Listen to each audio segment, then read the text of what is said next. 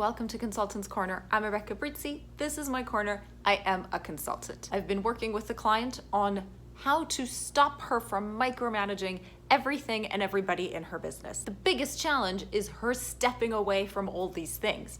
And it turned into a conversation about, but what is micromanaging? How can you say that I am micromanaging?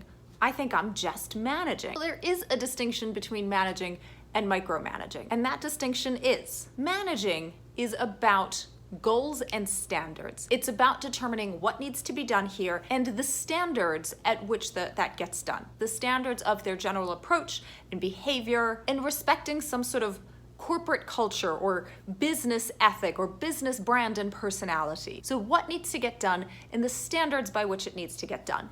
That is managing. Micromanaging is all about activities. It's about looking at, have you written the email? How did you write the email? How did you say hello? What salutation did you use at the end of the email? What time did you send the email? How long was the email? What was the tone of the email? When will you follow up the email? How will you follow up the email? What tone should you use when you follow up the email? What do you do if the person doesn't respond to the email? What do you do if they do respond to the email? What do you do if they respond to the email but they don't say what we wanted them to say? Now that you've sent the email and it's been a couple hours and the person hasn't responded, let's review the email and see if maybe it was the wrong tone. Maybe we used the wrong word somewhere.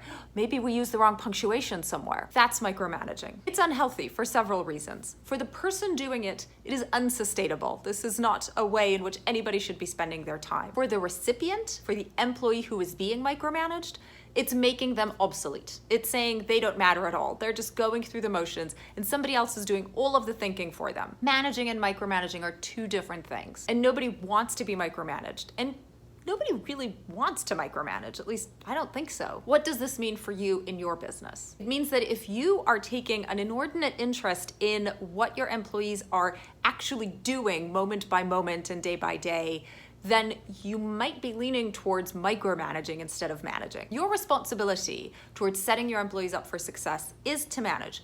That means to tell them, this is what we need to accomplish. This is why we need to accomplish it. This is what this business is here to do.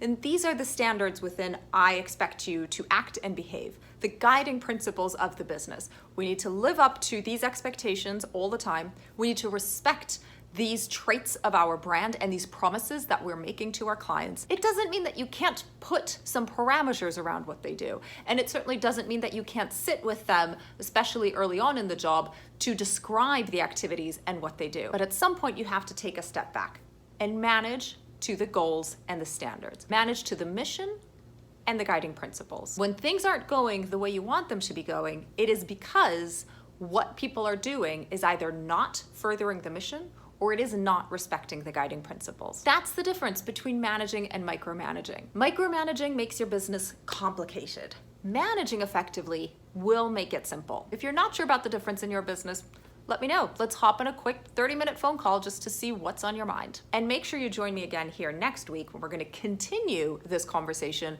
talking about those activities. See you then. Let's make business simple. Bye now.